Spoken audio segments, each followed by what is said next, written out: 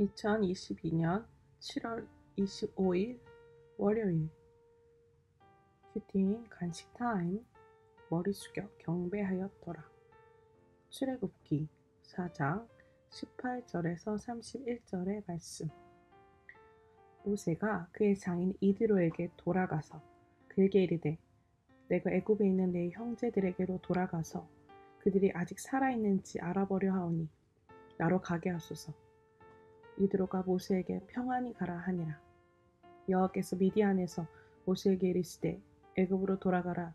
내 목숨을 노리던 자가 다 죽었느니라. 모세가 그의 아내와 아들들을 나귀에 태우고 애굽으로 돌아가는데, 모세가 하나님의 지팡이를 손에 잡았더라. 여호와께서 모세에게 이르시되, 내가 애굽으로 돌아가거든 내가 내 손에 준 이적을 바로 앞에서 다 행하라. 그러나 내가 그의 마음을 완악하게 한즉 그가 백성을 보내주지 아니하리니, 너는 바로에게 이르기를, 여호와의 말씀에 이스라엘은 내 아들 장자라.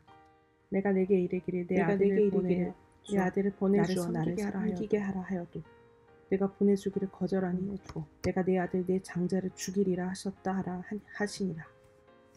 모세가 길을 가다가 숙소에 있을 때 여호와께서 그를 만나사 그를 죽이려 하신지라.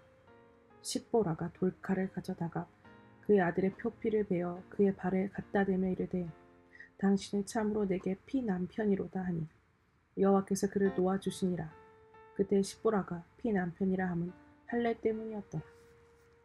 여호와께서 아론에게 이르시되, 광야에 가서 모세를 맞으라 하시매 그가 가서 하나님의 산에서 모세를 만나 그에게 입맞추니, 모세가 여호와께서 자기에게 분부하여 보내신 모든 말씀과 여호와께서 자기에게 명령하신 모든 이적을 아론에게 알리니라.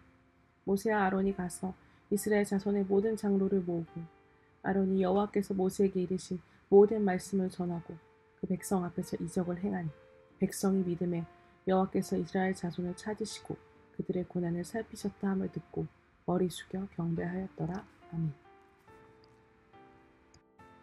모세는 광야에서 40년간 자신을 거두어준 장인 이드로에게 애굽으로 돌아가겠다고 말합니다. 모세가 하나님께 받은 표징을 이드로에게 굳이 밝히지 않은 것은 사명을 위해 해야 할 말과 하지 말아야 할 말을 분별했기 때문입니다. 그는 애굽의 왕자로서 있으면서 자기 힘으로 동족을 돌보려다가 도망자 신세가 되었습니다. 그러나 이제는 하나님의 지팡이를 손에 잡고 하나님을 전적으로 의지하는 사명자로서 애굽으로 돌아갑니다. 광야 생활과 같은 고난을 통해 나 또한 모세와 같이 하나님이 이르시는 대로 순종하며 사명을 향해 나아가야 합니다. 나는 어떤 광야 생활과 같은 고난으로 하나님이 이르시는 대로 순종하게 되었습니까? 애굽으로 가는 길에 하나님이 모세를 죽이려고 하시는데 그 이유는 언급되지 않습니다. 이때 모세의 아내 십보라가 아들에게 할례를 행하자 하나님이 모세를 놓아주신 사실로 짐작하건대, 그동안 아내와 장인이 할례를 반대했기에 모세가 망설이며 언약의 표시인 할례를 아들에게 행하지 않은 것으로 보입니다. 그런데 당장 남편이 죽게 생겼으니 십보라가 자기 고집을 내려놓고 돌칼로 신속히 아들에게 할례를 행한 것입니다. 죽고 사는 문제 앞에서 내 고집은 아무 소용이 없습니다. 내 가족의 구원도 영혼이 죽고 사는 문제이기에 결코 지체할 수 없습니다. 이 고집과 고정관념을 내려놓고 지체하지 말고 복음을 전해야 할 가족과 이웃은 누구입니까? 아론이 모세를 광야로 맞으러 간 것은 이제 둘의 관계가 동등하지 않고 형 아론이 동생 모세를 섬기는 역할로 부름받았음을 뜻합니다. 사명 공동체가 된 모세와 아론은 이스라엘 장로들을 모으고 하나님의 말씀을 전하며 백성 앞에서 이적을 행합니다. 이스라엘을 구원하시려는 하나님의 뜻을 깨달은 사명자들이 한 마음으로 하나님이 그들의 고난을 살피셨음을 말씀과 이적으로 전한 것입니다. 그러자 백성은 이를 믿고 머리 숙여 하나님께 경배합니다. 이처럼 성도가 복음을 전할 때 간증할 것은 나를 먼저 찾으시고 나의 고난을 살피시는 하나님입니다. 나는 복음을 전할 때 무엇을 간증합니까? 나를 잘되게 하시는 하나님입니까? 나의 고난을 살피시는 하나님입니까? 내 가족과 이웃의 구원을 위해 주께서 나를 사명자로 세우신 것을 깨닫고 하나님의 지팡이를 의지하여 지체하지 말고 복음을 전하게 하옵소서. 주의 말씀과 나의 고난을 살피신 하나님을 사람들에게 전할 때 그들이 머리 숙여 하나님께 경배하게 하옵소서. 묵상 검증입니다. 암을 주신 이유. 저는 몇 년 전 건강검진에서 갑상생 암 진단을 받았습니다.